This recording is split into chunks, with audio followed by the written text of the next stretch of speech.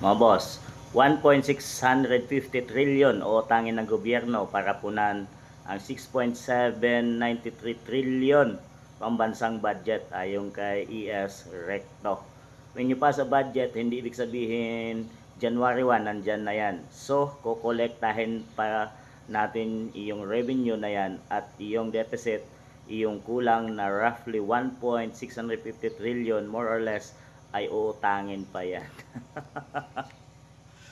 Mga boss, budget, pinakamalaking budget sa kasaysayan ng bansang Pilipinas, 6.7 trillion. Pero ang 1.650 trillion ay utangin pa pala.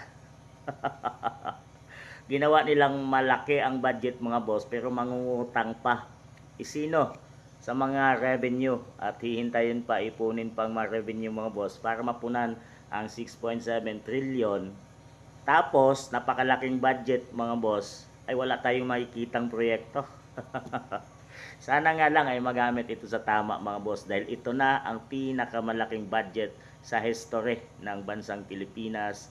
Ang budget lang nung nakarang administrasyon ni FPRRD ay mga ilang trilyon yon mga boss. Ay marami tayong nakikitang proyekto, build projects mga boss.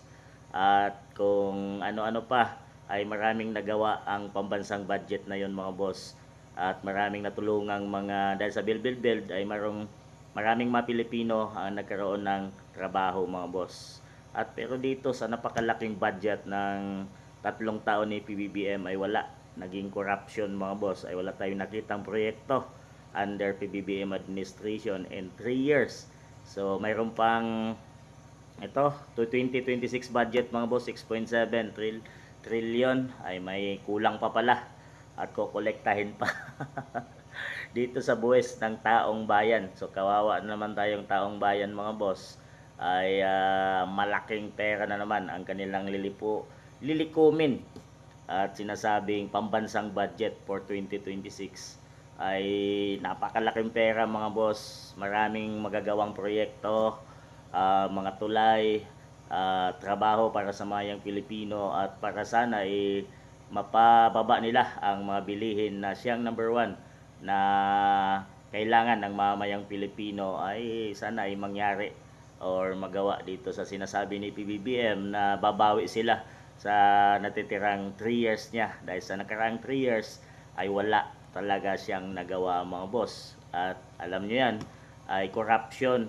ang nangyari sa kanyang administrasyon. Binulsa ng kung sinong mga tao ang pera ng taong bayan. Ito hihintayin pa, may mangungutang na naman mga boss para lang mapunan ang napakalaking budget na di naman sana kailangan maliit na budget, trillion lang nakakagawa ng proyekto. Pero itong napakalaking ilang 6.7 trillion ay sana ay may makita tayo dahil inuutang na dito sa buwis ng mamayang Pilipino.